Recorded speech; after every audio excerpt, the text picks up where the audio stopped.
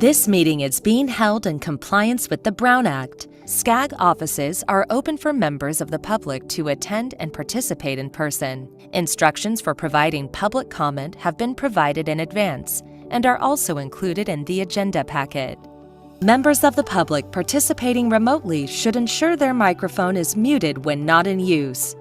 Any member of the public calling into this meeting by telephone can press *6 to mute and unmute. All telephone participants should identify themselves prior to speaking. SCAG encourages all members of the public to participate in its meetings. We are committed to holding meetings accessible to people with disabilities. For members of the public requiring ADA accommodation, please call 213-236-1895. SCAG offers free interpretation services for members of the public needing information in another language. Please call 213-236-1895.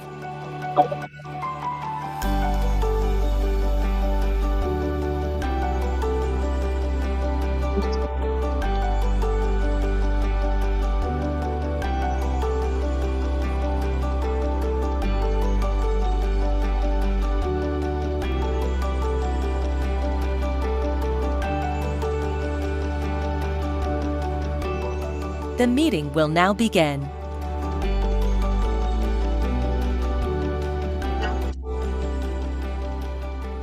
Good morning, everyone. Welcome back. Today is Thursday, February 5th, 2026. And just to ensure that we have a quorum of members present, please insert your smart cards into your communicator keypads. The meeting of the Regional Council is now called to order. Could I please ask the Honorable Debbie Baker to lead us in the Pledge of Allegiance? Thank you, Madam President. Please stand if you're able to and join me in the pledge. Ready, begin. Pledge allegiance to the flag of the United States of America and to the republic for which it stands, one nation, under God, indivisible, with liberty and justice for all.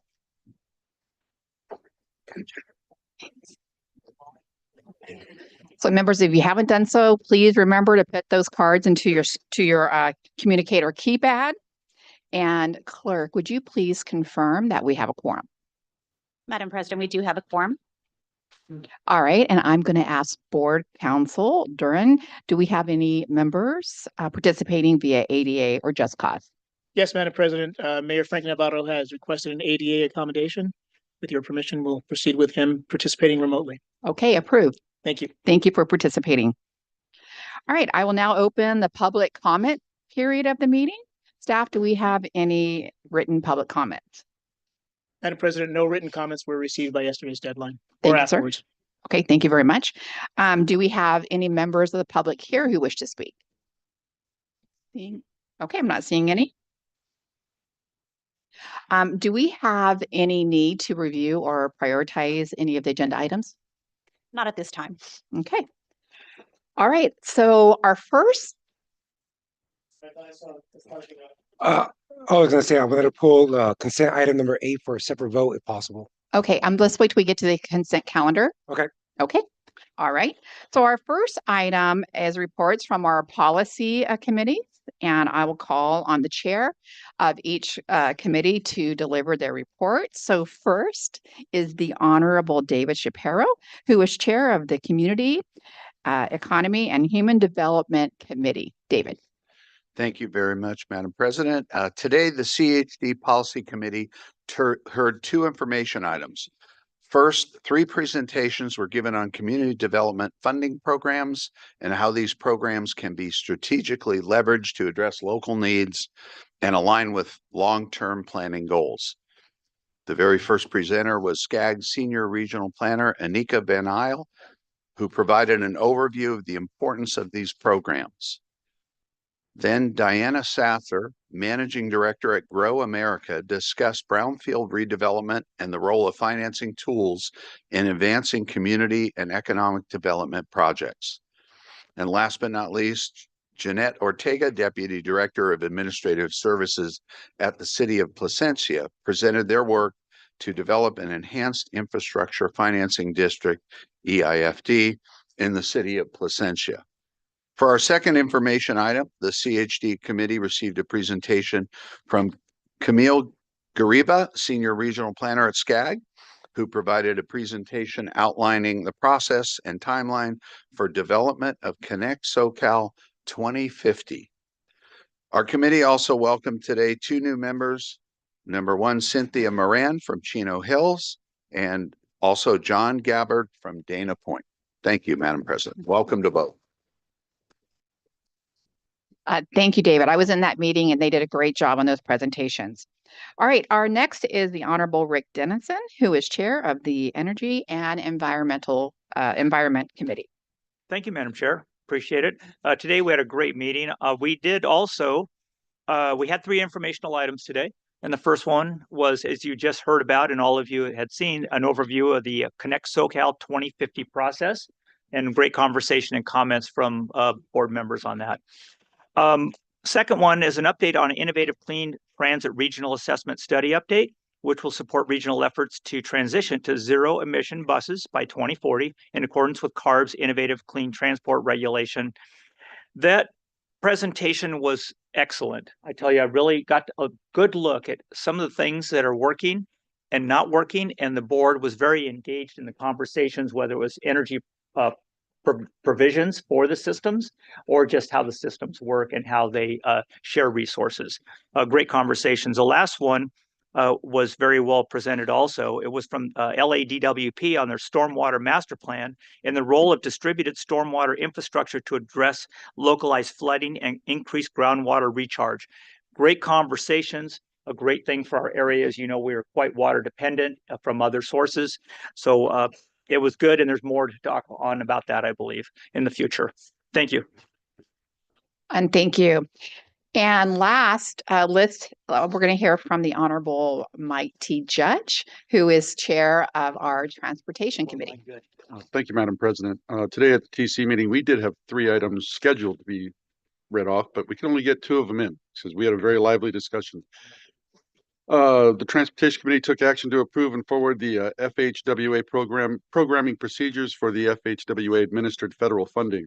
This item is critical to the administration of the recently approved CMAQ and STGPD program, which awarded over $1.25 billion across 132 projects throughout the SCAG region. We are looking forward to working on subsequent calls for projects with our members to further the goals of Connect SoCal. We had a guest visitor, our Metrolink's Chief Executive Officer, my former Chief Executive Officer from VCTC, Mr. Darren Kettle, provided a great overview of Metrolink's ongoing services and programs. Metrolink works closely with member agencies, regional partners, and federal stakeholders to ensure the passenger rail system in our region supports the ongoing rider needs and demands. We appreciate hearing about the critical role Metrolink plays in connecting our region. We also received a presentation on SCAG's ongoing work to support the 2028 Los Angeles Summer Olympic Games. LA 28 SCAG staff presented On the Road to LA 28, a regional transportation demand strategy in collaboration with the Greater Ontario Convention and Visitors Bureau. We look forward to continuing this work in support of the region to ensure LA 28 Games meet the future demands and move the visitors and enthusiasts throughout the region in 2028. And that was all we did. Thank you very much. Thank you. All right, so now we're going to move on to the consent calendar. Do we have any members of the public who wish to speak on the consent calendar? Not at this time. All right, so I will now close the public comment period. In order to save time, if anyone wants to pull anything from the consent calendar, I would ask that we have staff presentations before moving to a vote for the consent calendar. Is there anyone from the RC who wants to pull anything from the consent calendar? Madam Chair, I'd like to pull consent calendar number 8 for a separate vote and discussion. Okay. Number 8. And there's another. Just a minor correction on page 23 on the attendance. For mine particular, and actually for Ryan as well, is right below me. 1 + 1 + 1, and it equals 0 when it's taken out to the total. Okay, we'll look at that. Thank you, Honorable Baker. Staff, can you look at that? Okay. All right. Do we have a staff member that can present on item number 8? Madam President, I'll Great, take go ahead. that. Good afternoon, Darren Chitsey, the Chief Operating Officer and Deputy Executive Director here at SCAG. Just wanted to provide a brief overview of item number 8, which is approve SCAG participation in the 2026 Milan Cortina Olympic and Paralympic Game Observation Program. As background, as I think you're all aware, SCAG has been very engaged in planning for the Games. We're members of the Games Mobility Executive Committee. As part of that, we were offered an opportunity to participate in the observer program for the Milan Games. This program is really specifically designed to send people that are actively working on future Olympics to understand the on-the-ground logistics and challenges and complexities of what it takes to deliver a games. Per the Regional Council bylaws, any international travel does need to be approved by this body. So we're asking for that approval today. One more caveat I'll offer in the report. We sent a similar group to Paris last summer. And as part of that, we know that oftentimes additional information sharing opportunities arise very quickly. Our process to certainly approve international travel can take several months given regional council schedule, et cetera. So there is a provision there should another opportunity arise to have greater flexibility and delegate that to the executive director to approve international trips specifically around the games in our preparation for that. So that's the item before you, and happy to answer any questions. Okay, we have a question from the Honorable Steve Sanchez. Not so much a question, but a comment, if that's okay, Madam Chair.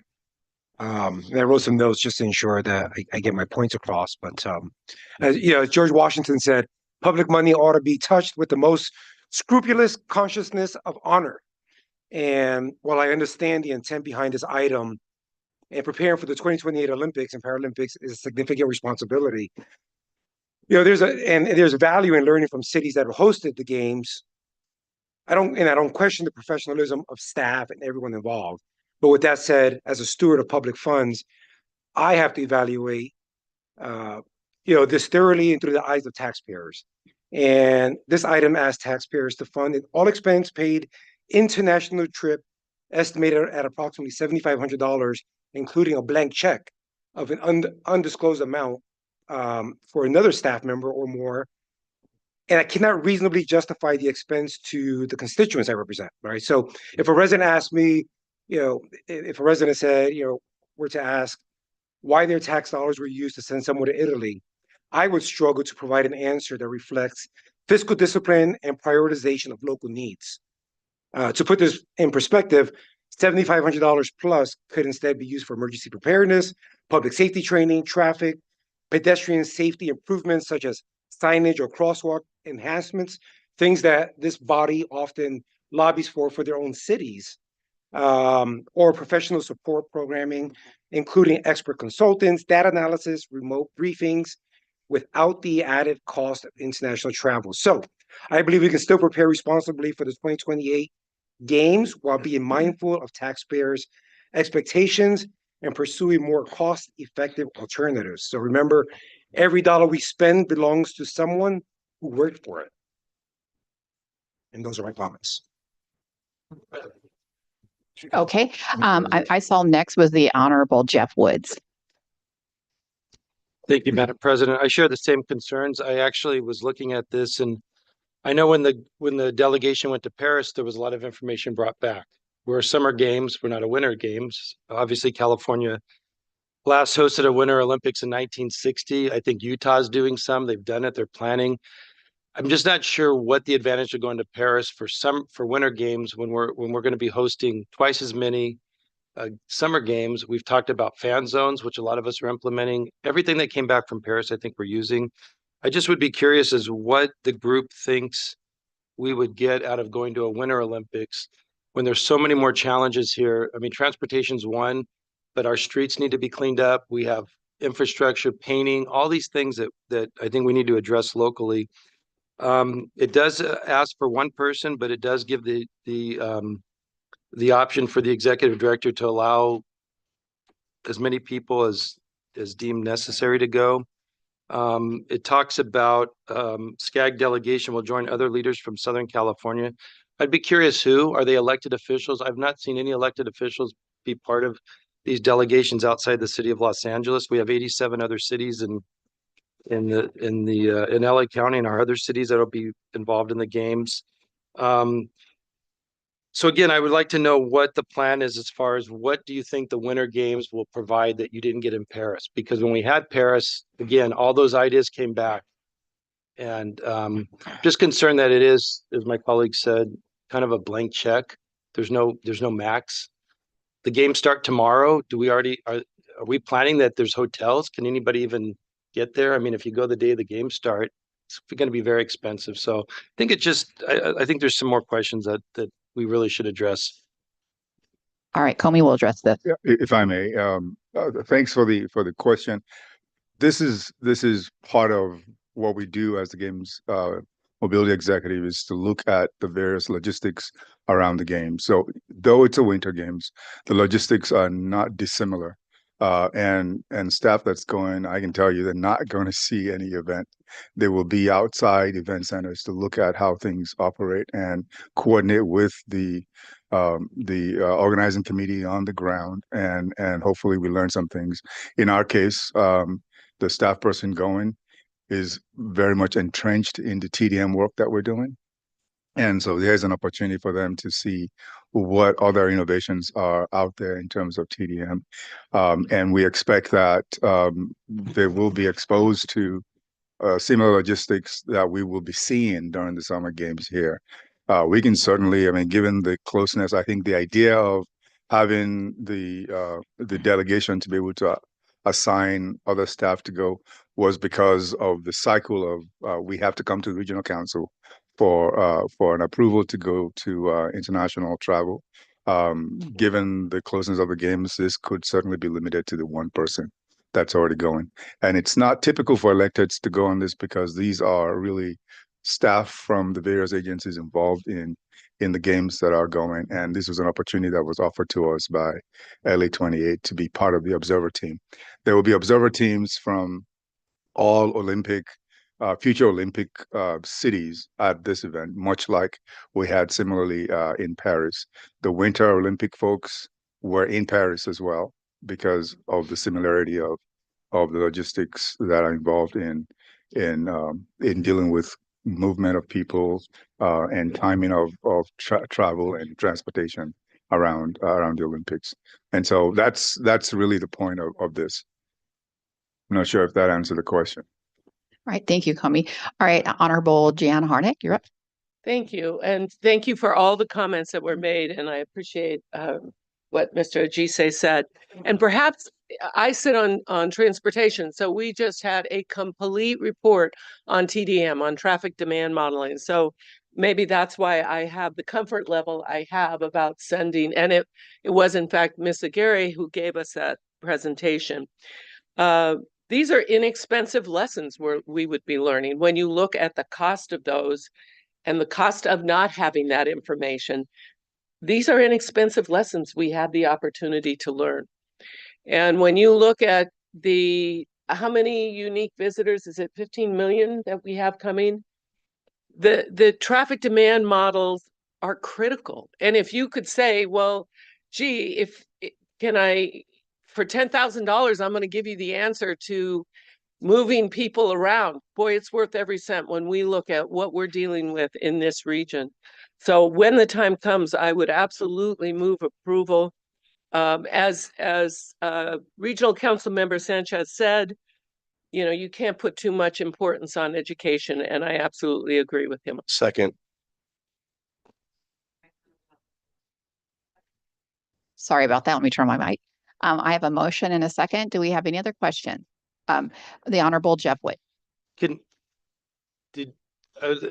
Are we just saying one person's going? Because there is the provision that the executive director can designate other people. Would it be safe to say you're only authorizing one person? If that's the will of the board, yes, we will authorize just one person. Because that's what it says in We your, got that as a contingency, and would be glad to step away from that if that's necessary. and I would Honorable love it. Andrew Laura.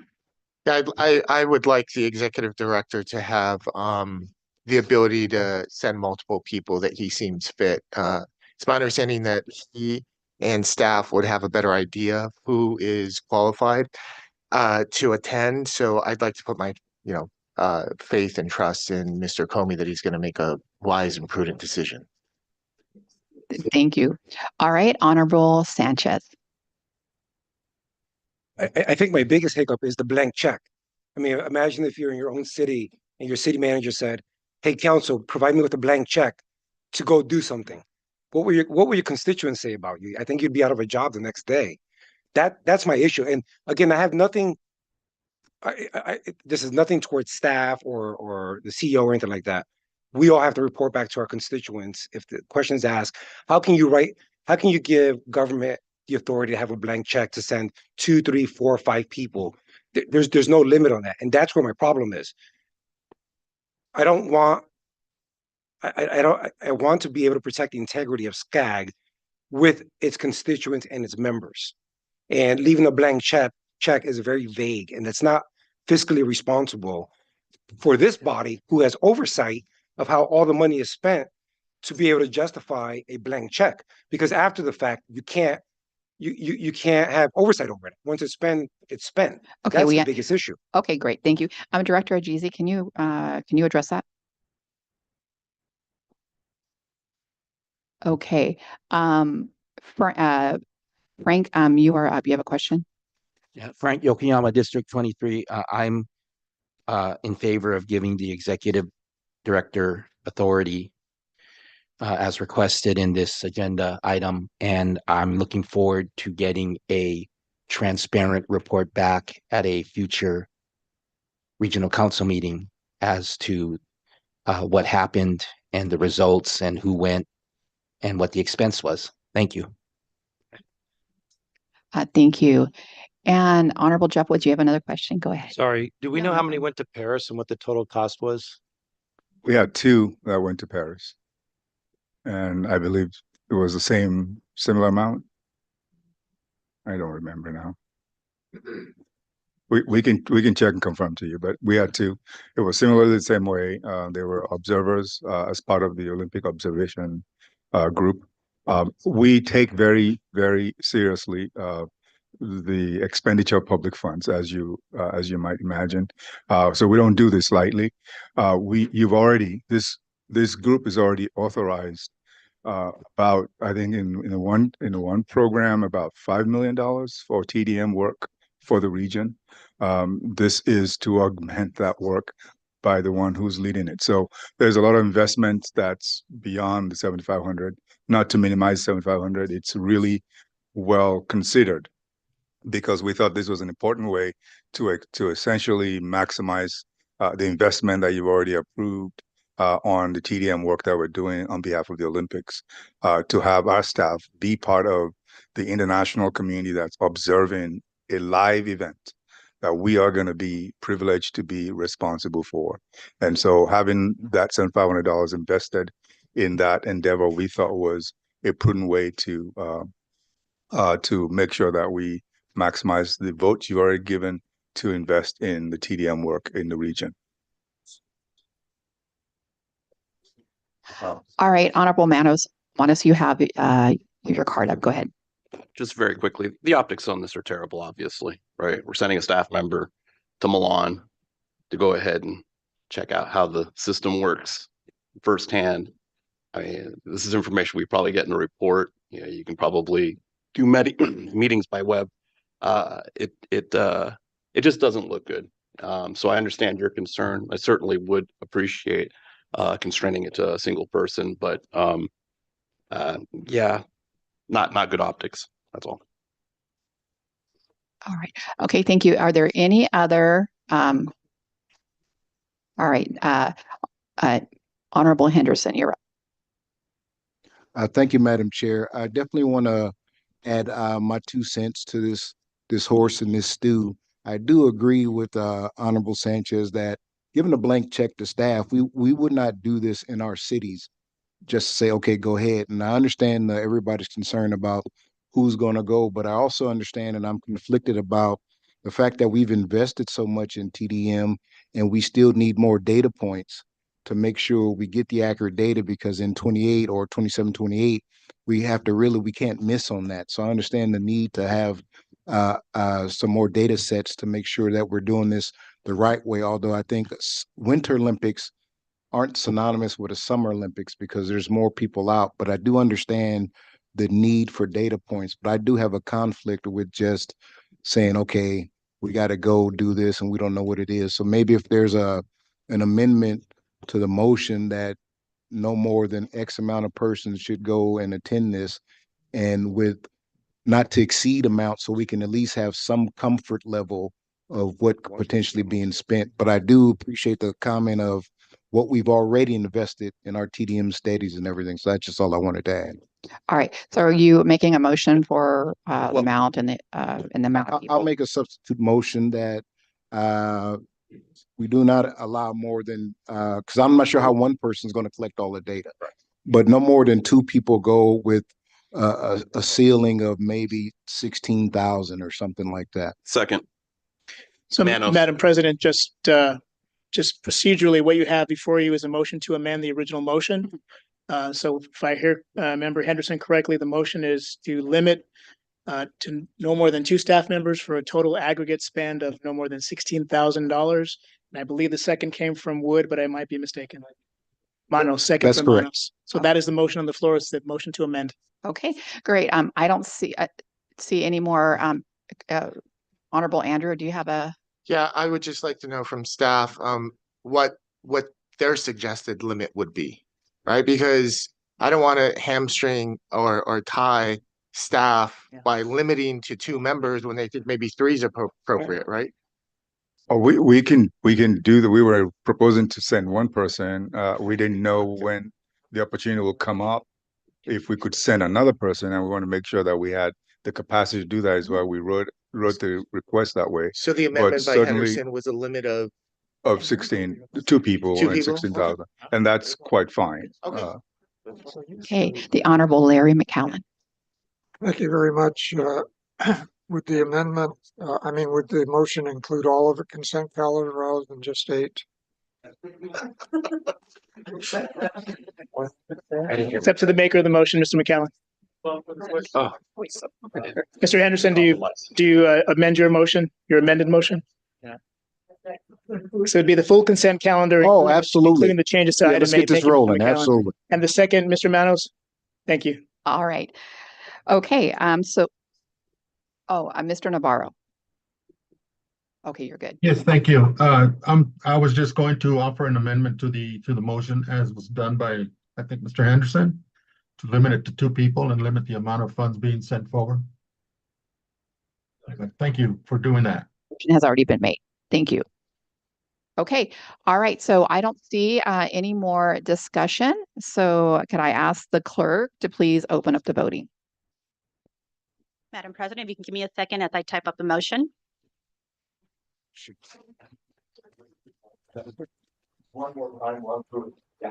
Okay, can you run through the motion one more time, please? Yes, thank you, Madam President. So the motion on the floor is to approve the consent calendar with a change to item 8 to be for no more than 2 staff members for a total spend of no more than $16,000 and Mr. Agise's discretion.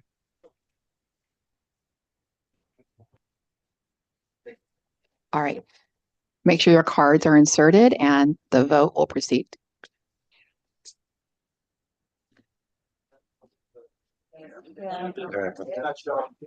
I'll proceed to display the item, Madam President. There we go. Great. Who are you? Oh, green, right? Okay. Mayor Novato, how do you vote for the item? Yes, Thank you. thank you.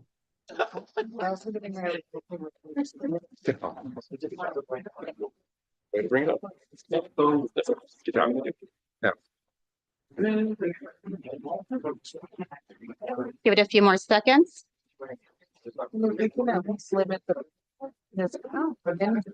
I'll proceed to stop the vote, Madam President. And the motion for the consent calendar and the amended substitute for item number 8 is 44 votes yes, 2 votes no, and 1 abstention. Okay, well, thank you very much, and thank you for that lively discussion. Okay, our next item is the regional leadership on housing, and Executive Director Ajize will introduce the item and then turn it over to Mayan Johnson, Department Manager of Housing, to present.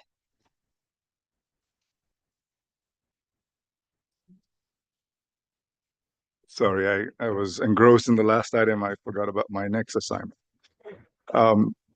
So at the beginning of the term, our President Allen, highlighted 3 priorities with which to focus our year as president. And the 3 items included regional planning support for the 28 Olympic and Paralympic Games, clean transportation technology, as well as housing production.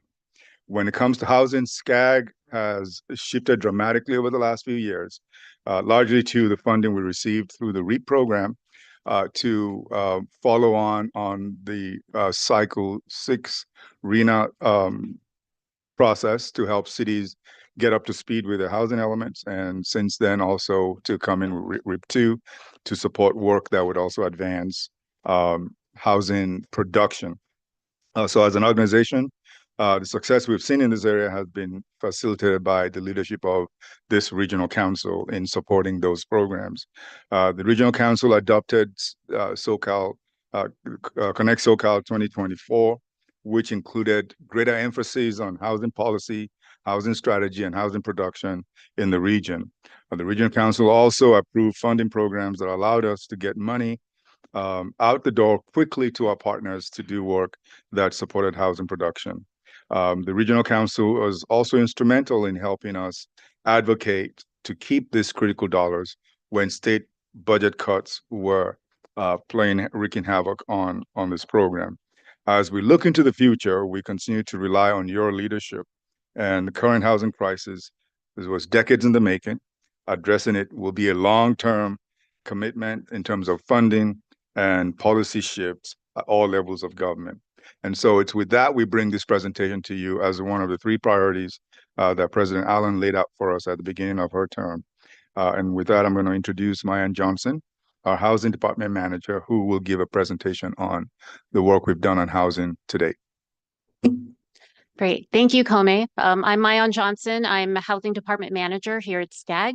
And I'll be presenting briefly on housing production and the regional leadership role in housing production. And then I'll turn it over. We have 3 panelists today to talk about what they're doing locally with regional housing dollars to increase housing production. One thing I wanted to note too, because you'll see me up here, especially in this next few years, about RHNA, Regional Housing Needs Assessment, but I'm not here to talk about RHNA today, but I am here to talk about the first 2 letters, regional housing. The needs assessment is really just a number, but regional housing is really what we do at the local and regional levels to make sure that we're planning for who's in our community and what we need. So as Kome mentioned, the housing crisis has been decades in the making. You might be driving down Main Street in your local community and you see a lot of apartments, maybe single family homes going up. And so it feels like, oh, there's housing production going on, but it hasn't been enough. We've actually produced a lot of housing in the 70s and 80s in the SCAG region. And then they've taken a couple dips during recessions in the past 30, 40 years. And while production has started to pick up again, it hasn't kept up with actual population growth. And that's the housing crisis you see today. That's been decades in the making. It didn't happen overnight, and we're not going to be able to solve it overnight. And so what we need is that long-term commitment regionally and locally to increase housing production. So we took a survey last year among practitioners throughout the SCAG region about identifying common barriers to housing planning and production in the SCAG region and their local jurisdiction. The top answers, this is multiple choice, but they identify land availability, community opposition, and needs for utility and infrastructure to support housing as common barriers. And so things that we need to keep in mind as we plan for a regional housing program to continue are looking at these things through the lens of not just housing, but also how does this fit in with our Connect SoCal plans, tying in transportation, sustainability, and also equity. Other housing needs identified, so it was pretty across the board, mixed use, multifamily, rental, different homeownership models. These were identified by local practitioners as important for meeting housing need. And types of partnerships that they'd like to learn more about. The results are spread out, but overcoming community opposition, exploring partnerships was noted as important, and how to proactively engage community members. So looking at housing solutions, when I started at SCAG, I hate to say this, 20 years ago, really all we did for housing was literally, here's your RENA numbers, see you in 8 years. And I really never want to go back to that because really like transportation, housing, this is pre-SB 375. We've come so far as a region in the past 20 years. And REAP 1 and REAP 2, while they have been recent funding, those were technically one-time funding, and we want to see something that continues. I don't want to just do another RENA every 8 years and then just kind of sit around and twiddle my thumbs. We want to see housing in the region, and we want to see a regional housing program that can support you locally to support housing production.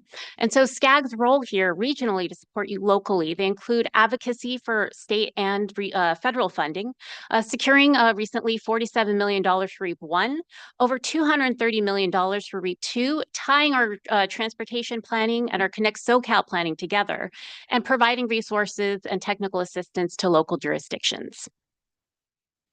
So as I mentioned, why SCAG? It's because housing is a collective problem with collective solutions, and we can't do this overnight. We have to do this for the long term. Just a quick glance at housing production in the SCAG region. We want to kind of contribute this a lot to what's been going on with REAP 1 as we closed that out last year. But we saw about 450,000 total units submitted in the pipeline.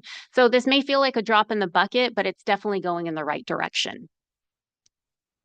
And so we've designed our regional housing strategies. As I mentioned in the survey, we have land use availability as an identified barrier. Need for financing is always a top choice, and also insufficient infrastructure. So transportation and infrastructure related to utilities to support housing. We've designed our programs around these 3 main areas. So I'll just briefly go over zoning land use restrictions. We've had 2 calls, one under call 4 and the HIP pilot program under REAP 2 to address surplus lands, finding infill available lands, and large corridor-wide infill housing initiatives to meet housing need. For funding and resource constraints, through our NOFA 1 and most recent call of NOFA 2 programs, we've made about $65 million available to finance and establish housing land trust, community land trust, innovative ways to finance housing. And also aging and inadequate infrastructure. So just because the land is zoned for it, if you don't have the utility or the transportation infrastructure to support it, it's not going to get built. And so we've developed these programs under our RUSH and our CTC partnership program to meet these needs. So I want to leave you with this. As you look at housing locally, how can SCAG support you regionally? And we look to you as our leaders on the regional council to try to continue that momentum and trying to develop housing. And so our panelists today to talk about their housing production through the REAP 2 program, we have Brielle Salazar, the Regional Housing Trust Manager from San Gabriel Valley COG. We'll also have David Pollock, the Executive Director of Ventura Council of Governments. And then we'll also have Doug Spondello, the Community Development Director of Moore Park, speaking about their local projects under the regional REAP 2 program. All right, I'd like to turn over to Brielle.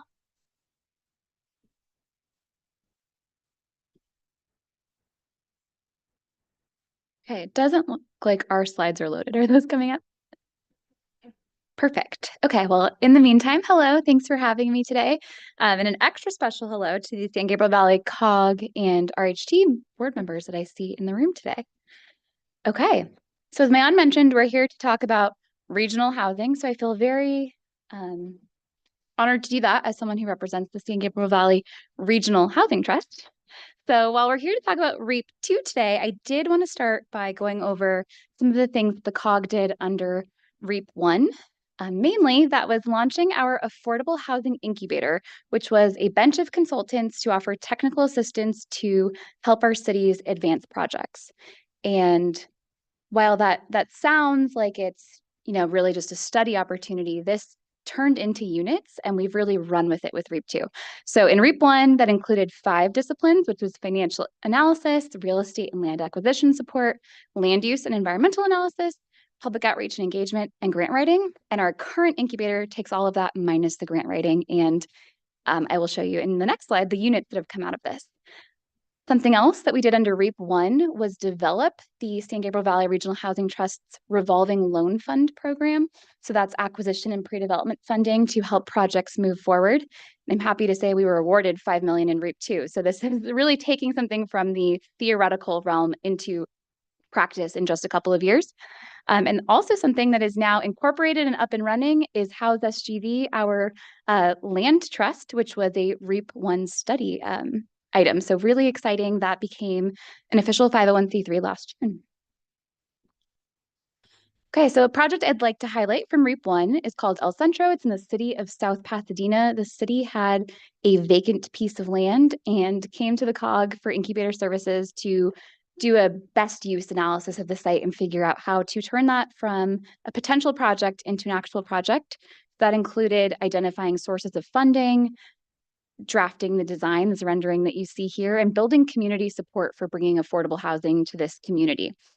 The consultants also helped with putting together and then evaluating proposals from the RFP, and a developer was selected, Related California. They are in pre-development right now, so this will become 52 units of senior housing in the next few years, and this has a revolving loan fund from the trust of $2 million, which is part of REAP 2.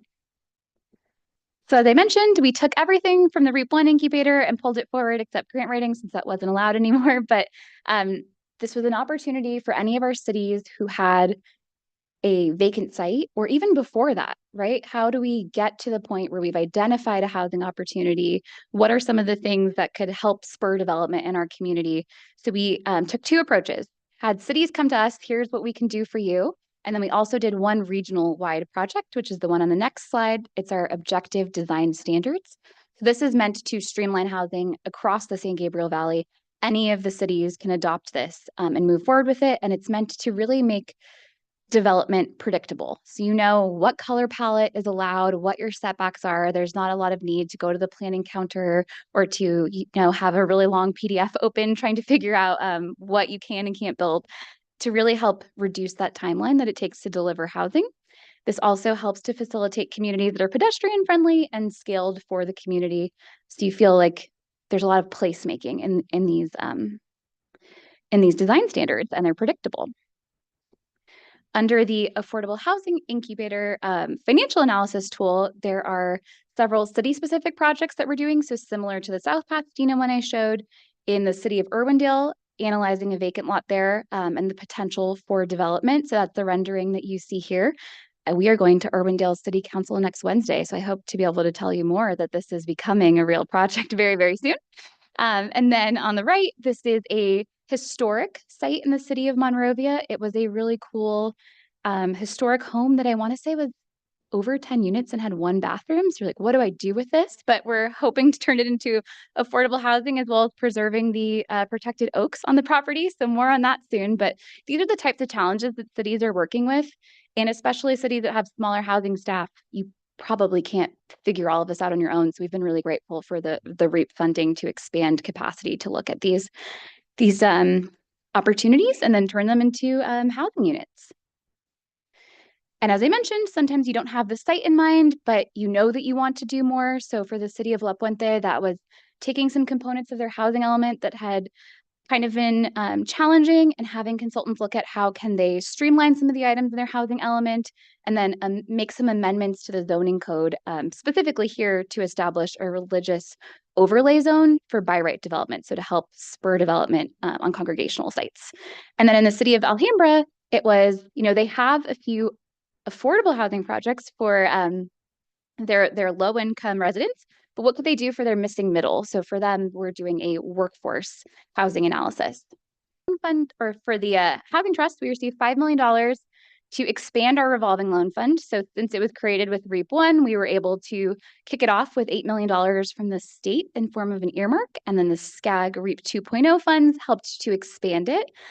So under that first state earmark, we supported 6 projects for over 250 units. And this was really that acquisition, pre-development financing that's pretty expensive because it's the riskiest part of construction, right? Or the riskiest part of the deal. Are you going to be able to get your entitlements and your tax credits and everything you need to bring the project forward? By working with the Housing Trust, it's a well below market, 3% loan. And so that really helps projects to move forward to the next step. And it's an exciting opportunity for the San Gabriel Valley Housing Trust because these loans are repaid within 3 to 5 years with an ongoing source in our community. I think a lot of funding sources are one-time sources, and that's challenging. You're kind of starting new programs all the time. So we're very happy to be able to offer this on an ongoing basis. So out of the REAP 2 expansion, funded 3 projects. El Centro, which I mentioned earlier. On the next slide, I'm going to show you a picture of Gabrielino Place in Duarte, and then also a third project in the city of San Gabriel, which is the very first affordable housing project in that city. So these funds have a real impact in our communities. So for Gabrielino Place in Duarte, it was a REAP 1 study site, same kind of thing as South Pasadena. It was a vacant site owned by the city. What can we do here? Help put together an RFP and select a developer. The extra bonus that this project benefited from is because it was one of the only 2 cities that had an approved housing element, I think in 2022, when the Housing Trust was awarded local housing trust funds. They have both a REAP 2 RLF loan from us and a construction of permanent financing loan through the LHTF program. And so this will soon be 36 units of senior housing. And on my very last slide, I want to show you something that the COG and the Trust pride themselves on is really meeting all of our member cities where they're at and trying to support them, from that initial planning stage all the way through to the project being built and residents living in it. I really want to highlight how REAP 2 helps to support that effort through both the early initial technical assistance and then the pre-development funding. And then we'll take it from there on the perm financing. But thank you. Happy to answer any questions. All right. Well, thank you for that really amazing presentation. Oh, is there another presentation? Oh, there's 2. Okay. We'll take the next presentation before we open up for questions.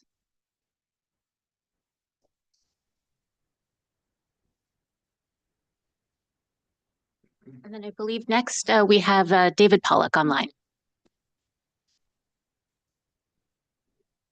Okay, and let me share my screen here so we can all see this.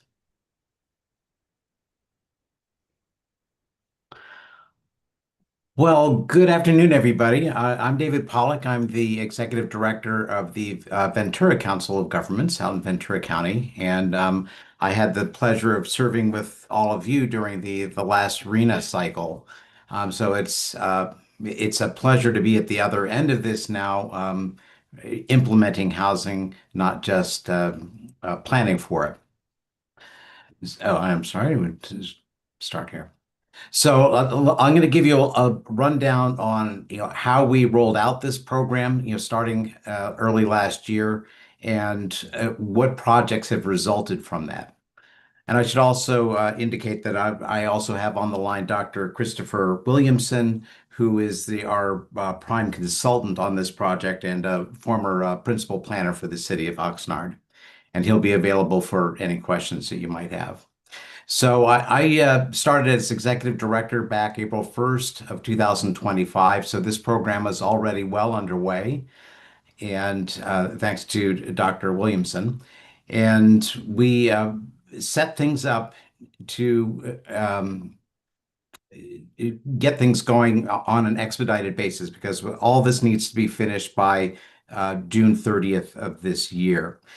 So what we did was we advertised this, let our 10 cities and county know what this program is and how it might benefit them.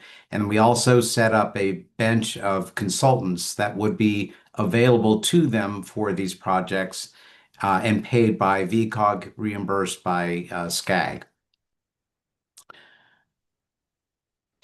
So when I got on board in April, we started selling this to the city so that they were aware of what assistance was available to them, including holding a pro-housing briefing in May to help cities understand what that program was about and how that might benefit them. So we ended up with a total of 6 projects. I'm going to go through those one by one so you understand exactly what we're doing with the grant. And by the way, the grant we received was $411,000. So for pro housing, we had the city of Ventura take us up on that. They already have a pro housing designation. Once you have 30 points in that program, you are designated as a pro housing agency. But you can get more than 60 points in the program, and those points are used to give you priority in various state programs that Ventura wants to participate in. So we match them up with a company called PlaceWorks, which has experience in helping cities get their score up on pro housing. And they went to work on that. So they currently have a score of 48, and they're trying to get them closer to 60. Then we also had the city of Simi Valley want to work with us on a mixed-use concepts site study.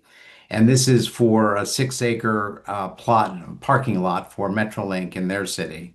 And they wanted to come up with at least some conceptual plans of how housing might go on that property. So we were able to match them up with Sandbell as a consultant that's actively working with them to come up with at least 3 different concepts of how that might work. Then the third project is a similar project, but this is for the city of Santa Paula. They have a former trucking yard. It's called the Condor Trucking Yard, which is also 6 acres. And they would like to see that at some point turn into housing. They don't own the site in this case, but they wanted to at least come up with some concepts so they could talk with the owner of the site and expedite housing on that site. The next one is the County Inclusionary Housing Program. We budgeted $70,000 for this. So this speaks to the county's Housing Element Program J, which includes their inclusionary housing programs. So we paired them up with EPS, which is Economic Planning and Systems, and they're working with them to come up with some affordable housing outcomes to come out from that and to assist with staff reports. And I should implement here or note here too that with all these projects, the objective is to come up with actionable recommendations before their governing board. It doesn't mean they have to adopt them, but the end result has to be something that is actionable. And that's what we're putting together with the county. And then we're also working with the county on ADU homeowner tools. And this would help to expedite the approval of ADA permits, ADU permits. And we budgeted $57,000 for this. And this has to do with their Housing Element Program C. And being the county, ADUs are a little bit more sticky because their zoning is for much larger lots, but they're pursuing it nonetheless. And we paired them up with a company called Opticos to put that all together. And then finally, we're working with the city of Fillmore on a small lot assembly program and budgeted $57,000 for this. And we paired them up with MNS, which has a lot of experience in this area. And this is reviewing their parcel ownership and uses so that they can do some upzoning and assemble parcels to develop housing along Highway 126 and all the necessary work to create those concepts and present it to their council as an actionable item. And that is our presentation. I'm available, as is Dr. Williamson, for any questions the regional council might have. Okay, we're going to wait till we finish all the presentations. So we have one more presentation to go. Okay, well, hang on. Thank you so much, Dave. Our final panelist will be from Doug Spondello from Moore Park, also online. Good afternoon. It's a pleasure to address the Regional Council, and I'm particularly excited about the partnership that we're engaging in. My name is Doug Spondello. I'm with the City of Moore Park in Ventura County. And Moore Park's home to about 37,000 people located west of Simi Valley. This picture shows our downtown High Street, and in particular, the Country Days Parade. Our downtown is very small, but it's also very unique and culturally significant. And the grant from SCAG has facilitated a great, what will become a great transformation for this area.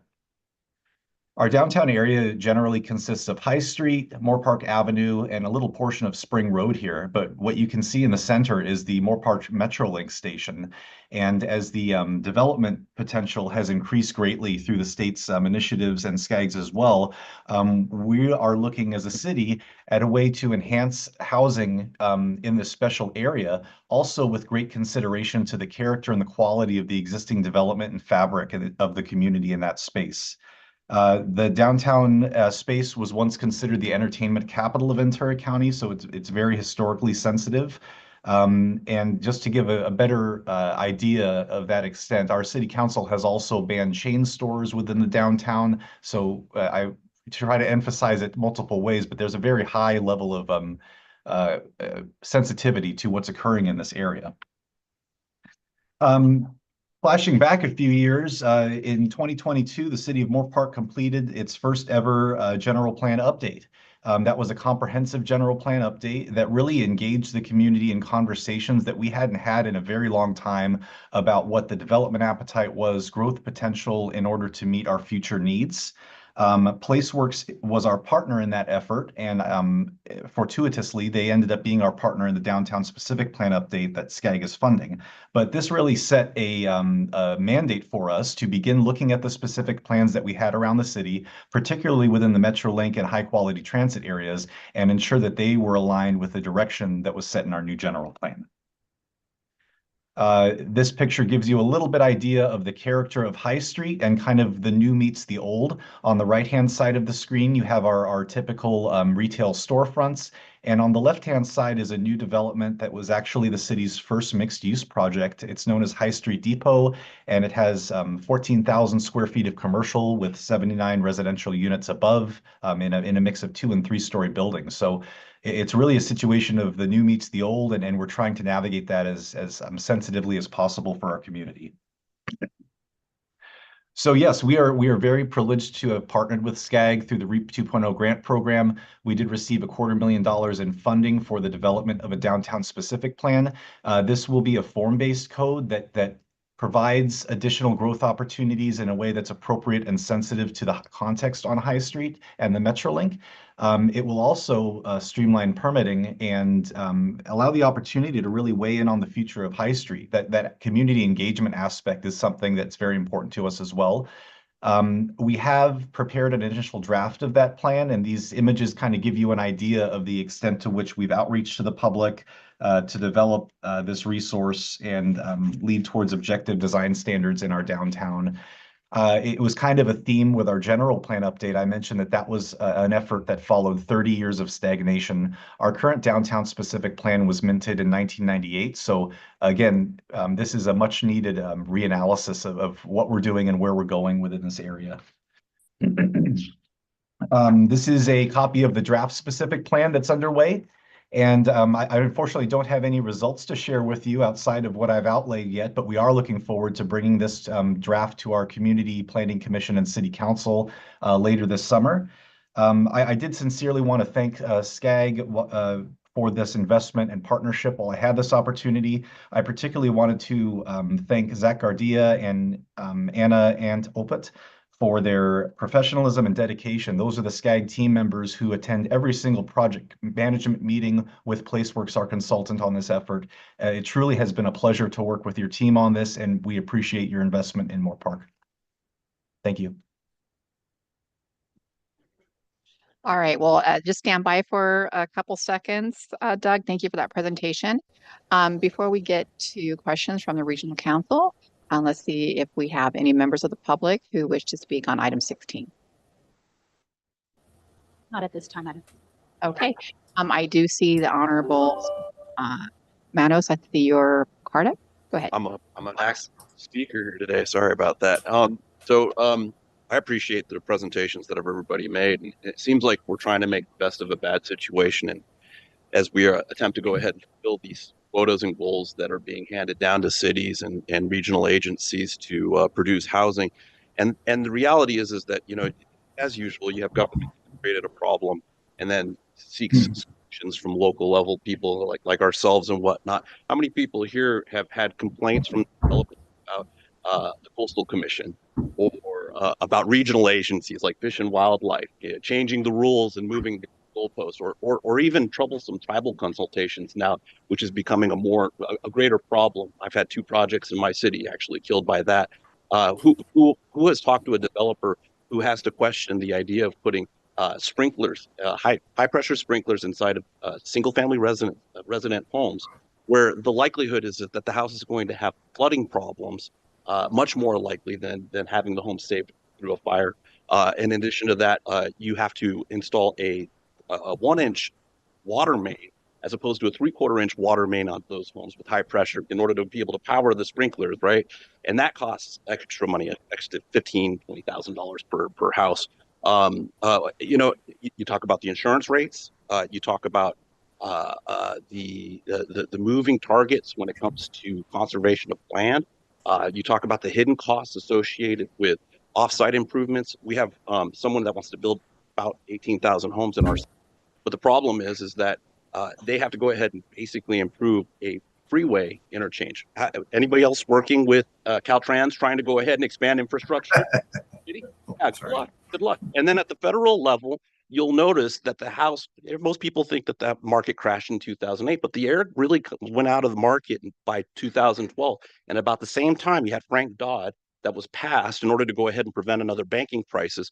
But then you also had a lot of these hedge funds get involved with the housing market to acquire homes, right? Why? Why did they do that?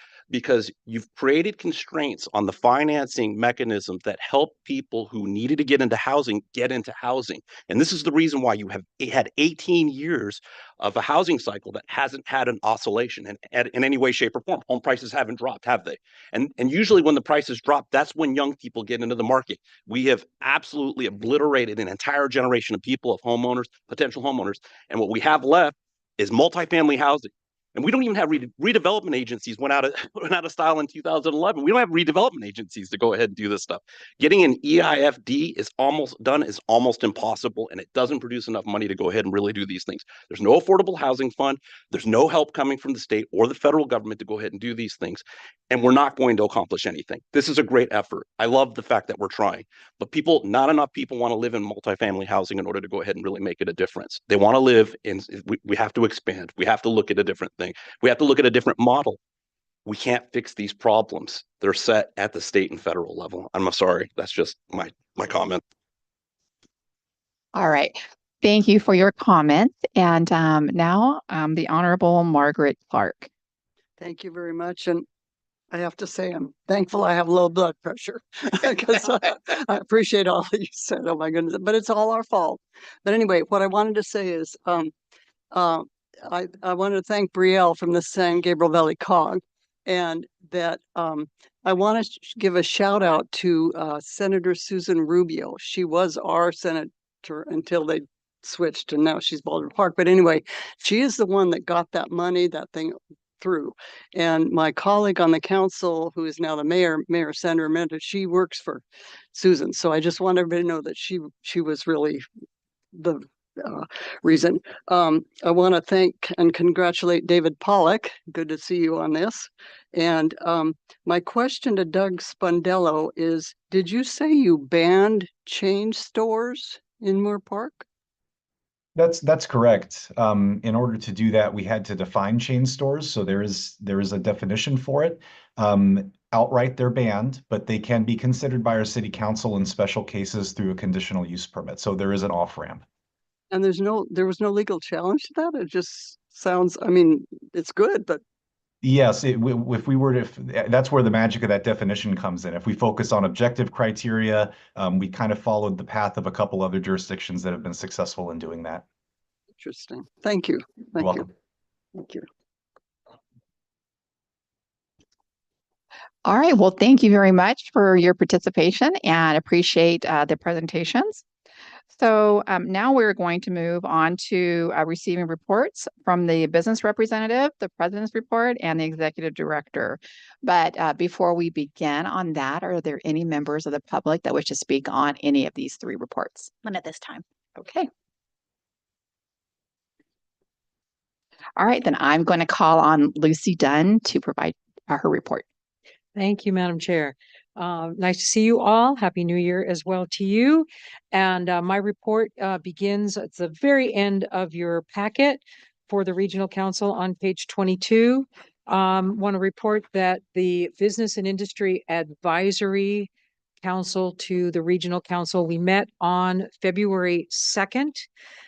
We hosted Luis Quinones of California Chamber of Commerce and their consultant Vicar Castillo to talk to us about the pending CEQA ballot measure, which is now out on the street gathering signatures. It's likely to qualify in April, they say. Most of the business members of our organization of Blue Council have long supported modernization of CEQA and are very intrigued and supportive of this ballot measure. In fact, I also learned that there's about $5 to $6 million just coming from high tech in support of signature gathering and getting this ballot measure before the voters for review. I've asked Kevin Gilpooly to share with SCAG's legislative committee the information for your analysis and ultimately, hopefully, the garner support or comments on this ballot measure. I think it'll be a good step in the right direction for all of us. Our next meeting for the Glue Council is set for April the 6th. And we really do welcome the regional council members who have been showing up to participate and engage with the business community. So thank you all for that. In my report, I also shamelessly included an op-ed that the Orange County Register just published of mine on housing and homelessness and the change in the federal rules that are coming down that could impact us in a negative way with regard to funding for supportive housing and also backing away from housing first principles that, at least in Orange County, has been incredibly effective. And there's some good examples of public-private partnerships that have benefited from these policies to success. The op-ed has been distributed to congressional delegation, and it's been pretty well received. And so they're kind of trying to work some back channels to not throw out the baby with the bathwater in legislative and administrative reforms. So I share that with you in the report. I also want to again call out SCAG and Bravo, Kevin Kane, and all the consultants on the monthly economic reports. I really do feel that that is a great asset that SCAG provides to the region, and they're broken out by counties. So you should be able to pull up and see your own economic analysis and see strategies there. My one request and request of other members on the council is try not to bury those reports on the SCAG website. Have a good link that you can get to it easily, because it really is good and timely information. And so with that, in the interest of time, I'm happy to take any questions on my report. There's some, I'm kind of a transportation geek too. After all those years, I was on the California Transportation Commission, and I'm a huge fan of express lanes. So I take a quick peek too, when you get a chance, at lessons on express lanes as they come of age. It's the last little item in my report. I thought they were really kind of fascinating how, you know, all that public opposition, once they start using them, moves to support, and that there are lessons to learn as SCAG and the region look on managing congestion over the next planning cycle. So with that, thank you very much, and a pleasure to be your business representative. Well, thank you so much. I appreciate your report. I'm not seeing any cards up for questions. So I will move on to my president's report. So it's already time to begin looking ahead to the 2026 Regional Conference and General Assembly, May 7th and 8th at the JW Marriott in Palm Desert. Hosted by SCAG, this event is Southern California's largest annual gathering of elected officials, planners, and industry leaders. Early bird registration begins to open on Monday, February 9th. Regional Council and Policy Committee members will receive special registration instructions from the board clerk following this meeting. Once you receive this email, we encourage you to register and reserve your room as soon as possible because, as you guys know, these go quick. So we look forward to seeing you in Palm Desert. In other GA news, the annual 2026 SCAG Scholarship Program application period also opens February 9th. In partnership with the California Transportation Foundation, this program provides 9 $4,000 scholarships for high school and community college students from the SCAG region. Students of any field of study are invited to apply, and applications are due Friday, March 20th.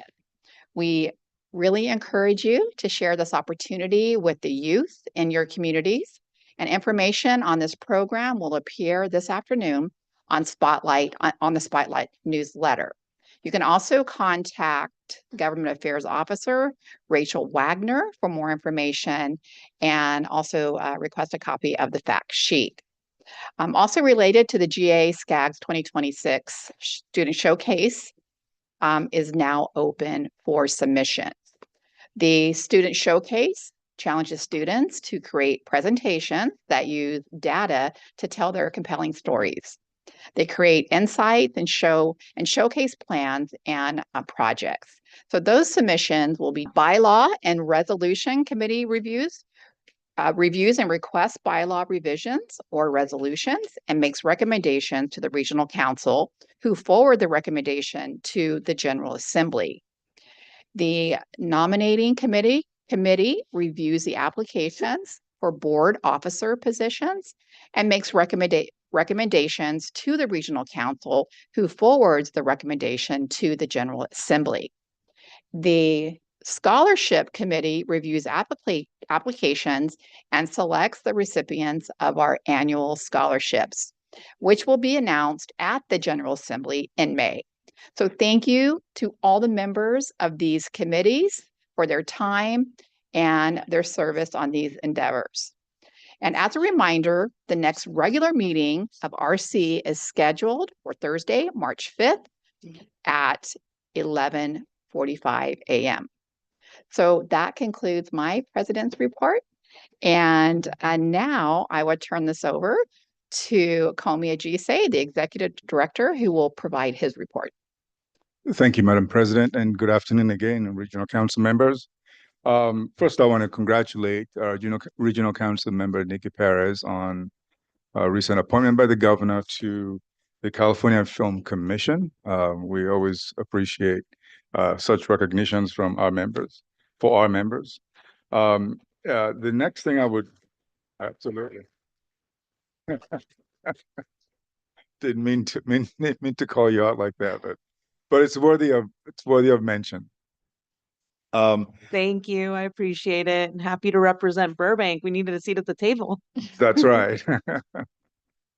On the 14th of January, we were in the city of Riverside at the request and leadership of Mayor Patricia Luck Dawson to host, where she hosted us for the Inland Empire Housing Workshop. It was a gathering of city and county staff and elected officials, and allowed us to have a conversation about housing and opportunities for housing production in the Inland Empire. It was a great gathering. We really appreciated the mayor's leadership on this, and appreciated the work that her staff along with our staff, did to host the session. We think there's a lot to bring back from those learnings. We heard from some practitioners, just like you heard today, from various cities in the Inland Empire as to what they're doing and how they're working on getting housing production, reducing barriers to housing production. SCAG recently published the county-specific reports on economic reports, which is a deeper look at the economic conditions of all 6 counties. This county-level reports expand on what was presented last December to the JPC, the 2025 Southern California Economic Update that you are all part of. That presentation has been taken and then split into 6 counties. The reports will be in our newsletter, and as of this afternoon, it should be in our newsletter, and you can find it on our website. And I appreciate the feedback to make it more prominent and accessible on the website. We'll certainly look to doing that. We want to make sure this is useful for you, and we'll appreciate more feedback on this as you deem fit. Now, as part of Connect SoCal 2050, we call it, which is the 2028 plan, we've already begun work on the plan that you will adopt, hopefully in 2028. As part of that work, we're undertaking a new study, and this is unique to this particular plan, where we're trying to expand the footprint of our knowledge base in terms of dealing with the uncertainty in policy, in the policy world that we've seen. How do we manage that? How do we continue to plan long term? We look out 20, 25 years. What are the potential shocks and policy uncertainties that we might see? The project's called Connect SoCal Futures, and it will support the plan development to evaluate these policies and strategies across what the multiple plausible futures might look like. The intent is to bring together experts, to technical advisory group, to bring them together to identify and help us understand the various trends and uncertainties that may impact the future as we move things along the region. This group will include folks that know something about land use, transportation, water, and of course the economy. We'll have more information for you, but we just wanted to put that out right now as you begin to see information come through policy committee discussions on building this technical advisory committee.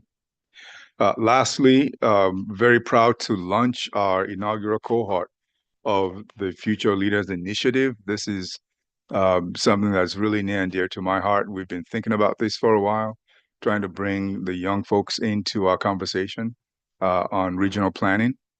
And we, it was really well received. We had a total of about 244 applicants, typically aged from 18 to about 24. And we were only able, again, the first cohort is 24 people, and we picked 24 out of 244. And we had a first meeting on the 22nd. It's a very energized group. They want to get into what regional planning is, and we feel like it's a place to start including younger voices in our policy development process. And I'm hoping that some of you will get a chance to address these young folks over the next 6 months. And at the end of the 6 months in June, they will complete the program.